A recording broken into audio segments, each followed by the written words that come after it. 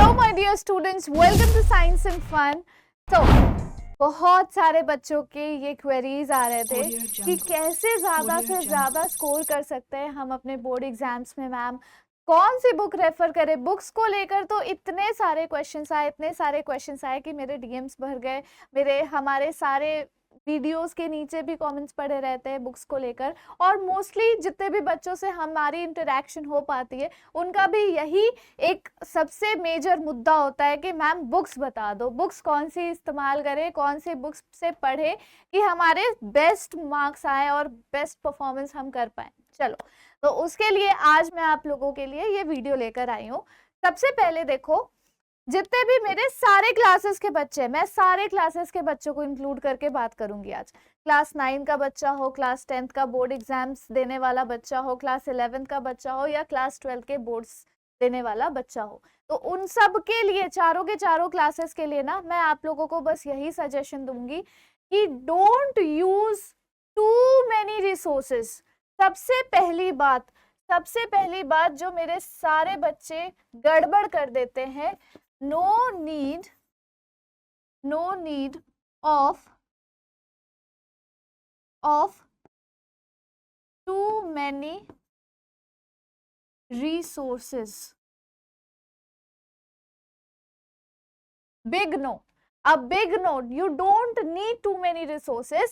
अगर आपके पास बहुत ही अच्छी वाली एक या दो बुक है जिसको आप रेफर कर सकते हो, अभी से लेकर आपके एग्जाम तक में जितना भी टाइम बचा हुआ है, फरवरी मार्च जो भी टाइम बचा है, अगर अभी से लेकर आप उस टाइम तक उसी एक दो बुक्स पर स्टिक रहोगे और उसी से अपनी रिवीजन और अपनी सारी तैयारियां करोगे, तो मैं गारंटी के साथ कह सकती हूँ उन बच्चों के कंपैरिजन में जो मल्टीपल रिसोर्सेज लेकर बैठे हुए हैं, उस कोचिंग का भी नोट्स ले लिया, इस वाले कोचिंग के भी नोट्स ले लिए, ये वाला बुक भी ले लिया, दूसरी पब्लिशिंग के भी बुक ले लिए, तरह तरह के अलग अलग जगहों से स्टडी मटेरियल इकट्ठा कर लिया, लेकिन उन सब के पाइलअप्स को देखने के बाद बिल्कुल भी हिम्मत नहीं हो रही है कि अब उनको टच कर सके। अब वही एक दूसरा जो बच्चा होगा जिसके पास एक या दो बुक बहुत ही अच्छी वाली होगी, अच्छे पब्लिकेशन की होगी, उसमें से सारी चीजें मिल जाएंगी जिसकी उसको नीड है उसके एग्जाम्स के लिए, तो वो क्या करेगा?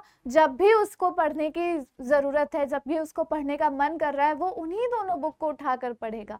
एंड अल्टीमेटली जितने कंटेंट आप लोगों को उस पर्टिकुलर एक या दो बुक से मिल जाएंगे, उतना बहुत सारे स्टडी मटेरियल से तो नहीं मिलने वाला, ये तो मैं गारंटी के साथ कह सकती हूँ।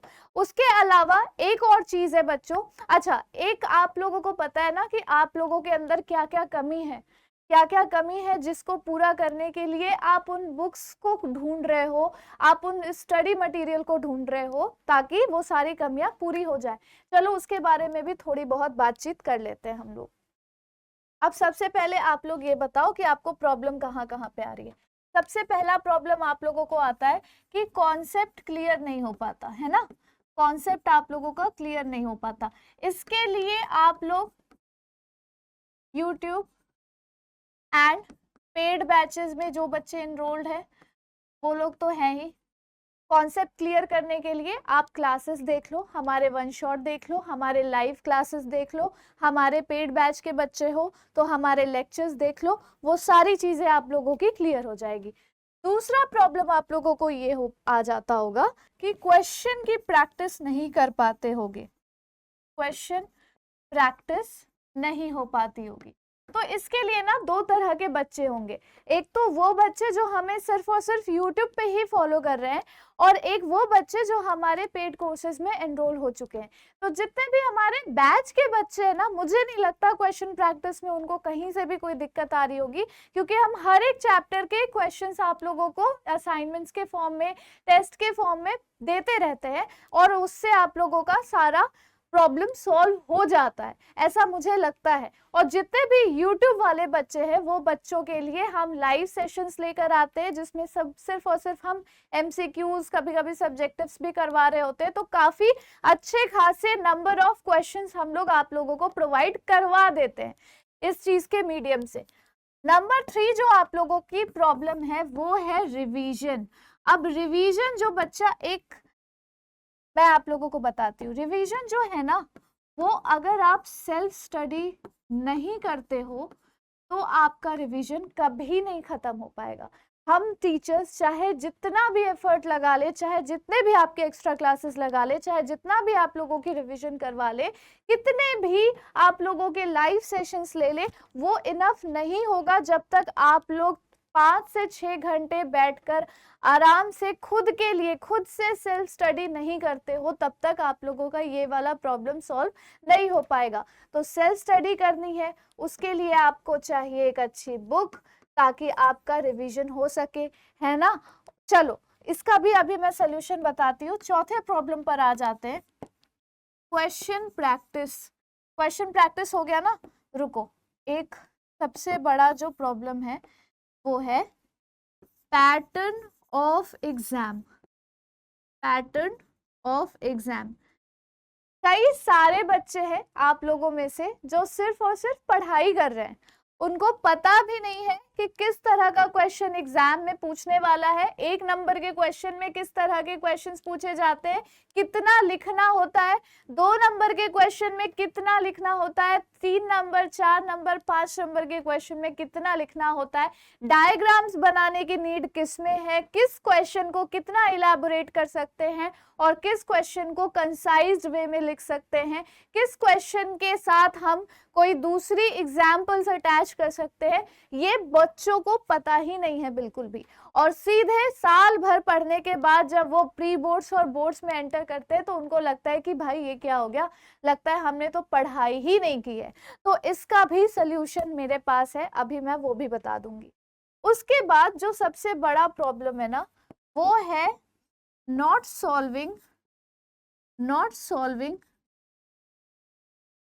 previous years papers. सबसे बड़ी प्रॉब्लम, मतलब इन सारे प्रॉब्लम्स का ये एक निचोड़ है। मतलब अगर आप ये सब कुछ कर रहे हो और ये नहीं कर रहे हो तो भाई गड़बड़ है बेटा, बहुत बड़ी गड़बड़ हो जाएगी आप लोगों से। क्योंकि मैं आप लोगों को एक बहुत ही रामबाण तरीका बता देती हूँ, एक दवाई दे देती हूँ आप लोगों को, मेडिसिन दे देती हूँ। बायोलॉजी की टीचर हूँ तो एक मेडिसिन मेरे से ले लो। प्रीवियस ईयर पेपर से most of the questions repeat होते हैं। प्रीवियस ईयर क्वेश्चंस अगर आप लोगों ने पिछले 10 साल के क्वेश्चंस लगा लिए तो मेरी बात लिख कर ले लो कि उन 10 साल के क्वेश्चंस में से लगभग 50% क्वेश्चंस आप लोगों के exact same to same repeat हो जाएंगे। 10 सालों के, मैं 1 साल 2 साल की बात नहीं कर रही, 10 सालों के। और हो सकता है 1 या 2 वर्ड को आगे पीछे करके थोड़ा सा घुमा फिरा के लैंग्वेज चेंज कर दे क्वेश्चन की, लेकिन क्वेश्चन वही रहेगा। क्योंकि बेटा 10th class, 11th class, 12th class, 11th में तो बोर्ड्स नहीं है, 10th और 12th की मैं बात कर रही हूँ, मोस्टली मैं 10th की बात कर रही हूँ। 10th में इतना ज्यादा सिलेबस होता नहीं है कि हर साल ही पैटर्न चेंज करते रहे वो लोग, हर साल ही क्वेश्चंस चेंज करते रहे। क्वेश्चंस बनाने के भी तो एक लिमिट होती है, उससे ज्यादा एग्जामिनर कितने ही क्वेश्चंस बना लेगा। तो अगर 10 साल का पेपर सॉल्व कर रहे हो खुद से, तो आपको ये भी साथ में पता है पेपर सॉल्व करते वक्त कि आपको किसमें कितना लिखना है और किसमें कितना नहीं लिखना है, कि नहीं। 1 नंबर का क्वेश्चन है, 2 नंबर का क्वेश्चन है, 3 नंबर का क्वेश्चन है, मैच द फॉलोइंग है, स्टेटमेंट है, असर्शन रीजनिंग है। असर्शन रीजनिंग तरह वाले क्वेश्चंस तो सॉल्व करने आते ही नहीं है बच्चों को। जब तक आपके पास कोई अच्छी बुक नहीं होगी जो आपकी ये वाली प्रॉब्लम को सॉल्व करे, आपकी ये वाली प्रॉब्लम को सॉल्व करे, आपकी ये वाली को प्रॉब्लम को सॉल्व करे, तब तक आप फंसे ही रह जाओगे। आपके पास कुछ भी नहीं होगा, आप सिर्फ और सिर्फ हवा में उड़ने जैसा पढ़ाई कर रहे हो, बेस आपका बिल्कुल भी मजबूत नहीं हो पाएगा। और इन सब के लिए मेरे पास जो सबसे सटीक तरीका है वो है एक अच्छी सी बुक उठाओ, एक अच्छी सी एक बुक ले लो, 1 या 2 बुक ले लो, और उससे ज्यादा मत लेना। एक बुक ले लो जिसमें सारे के सारे चैप्टर्स आपके इंक्लूडेड हो, प्रीवियस ईयर्स के सारे क्वेश्चंस इंक्लूडेड हो, और एक बुक ऐसी ले लो एक्स्ट्रा सेम पब्लिकेशन की जो आपको सब्जेक्ट सबसे टफ लगता है। अब जैसे फॉर एग्जाम्पल अगर मैं बात करूं तो मेरे पास यहाँ पर 2 बुक्स है।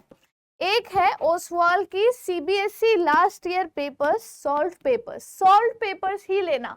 अब सॉल्व पेपर से क्या फायदा मिलने वाला है, रुको अभी दिखाती हूँ मैं आप लोगों को। सॉल्व पेपर से सबसे ज्यादा फायदा आप लोगों को ये मिलने वाला है, जैसे मान लो ये मैथ्स के क्वेश्चंस दिए हुए हैं, ध्यान से देखना।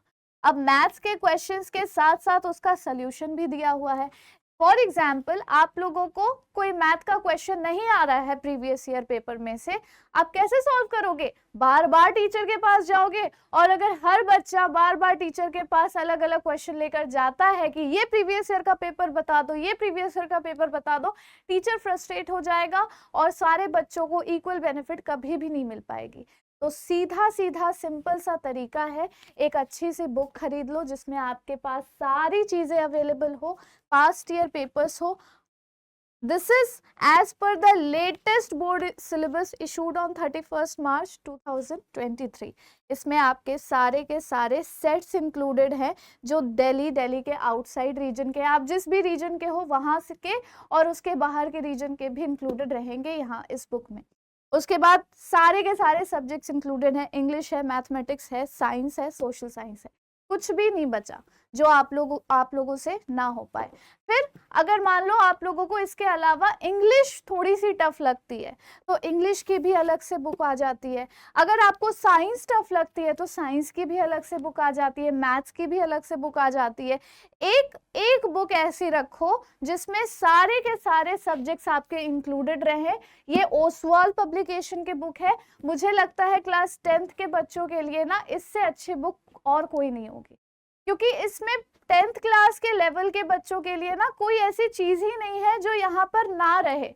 आपको हर एक सेट के पेपर्स मिल रहे हैं। अब हर एक सेट के पेपर्स मिल रहे हैं तो देखो यहाँ पे लिखा हुआ है ना, mathematics outside Delhi term 2 set 1, ठीक है। फिर उसके बाद यहाँ पर देखो देखो साइंस का 2014 का यहाँ पर पेपर दिया हुआ है, टर्म 1 का पेपर दिया हुआ है। इसमें सेक्शन 1 में पहला क्वेश्चन पूछा है, name 2 components of peripheral nervous system. तो 2 कंपोनेंट्स क्या होते हैं? ऑटोनॉमिक और वॉलंटरी नर्वस सिस्टम होते हैं। सीधा सीधा याद करने वाली चीज है। A charge of 150 coulomb flows through a wire in 1 minute, find the electric current flow through it. तो कैसे कैसे आप लोगों को आंसर लिखना है? सबसे पहले आंसर लिखोगे, चार्ज का फॉर्मूला क्या होता है? Q is equal to 150 C, जो यहाँ पर कूलम दिया हुआ है। Time T is equal to 1 minute यानी कि 60 सेकेंड दिए हुए हैं। करंट का फॉर्मूला क्या है? I is equal to Q by T, और आपको पूरा फॉर्मूला लगा के अच्छे तरीके से उसे SI यूनिट में कन्वर्ट करके सारे के सारे यूनिट्स में अच्छे से उसे लिखकर रिप्रेजेंट करना है आंसर को। हर एक चीज यहाँ पर प्रॉपर तरीके से दी गई है। अब मुझे नहीं लगता कि इसके अलावा आप लोगों को किसी भी चीज की नीड होगी। तो दैट्स इट फॉर टुडे बच्चों। मुझे यही कहना था कि एक से ज्यादा बुक की रिक्वायरमेंट आपको वैसे तो है नहीं, लेकिन जो भी सब्जेक्ट आप लोगों को टफ लगता है, आप सेम पब्लिकेशन की उसकी अलग से बुक ले सकते हो, जिसमें आपको पूरा का पूरा क्वेश्चन प्रैक्टिस, रिवीजन और प्रीवियस ईयर पेपर सॉल्व करने को मिल जाएगा with proper pattern of writing answers. So this is what I had to say today. Thank you so much, I hope it helps to you.